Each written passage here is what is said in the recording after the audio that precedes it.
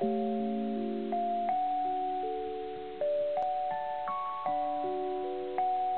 hyvä. Oliko se nyt tässä?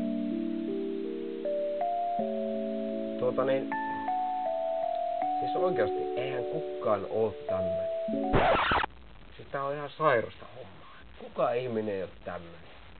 Nyt pitäis positiivisena tässä olla, kun mä oon ite elänyt sen ajan, kun meillä oli asiat paremmin. Oli opintotuet, ei ollut kynytystä. Ja nyt sitten pitäisikö tämmöisellä meiningillä mennä sitruunanaamalla eteenpäin, niinkö? Ei pysty oikeasti. Ihan siis, tää on sairasta hommaa. Tajuatteko te? En mä pysty tämmöiseen. Nyt tarvitaan vihasta asennetta ja nyt on aika äänestää semmosia ehokkaita, jotka oikeasti on käynyt samassa liemessä kuin tekin. Kiitos.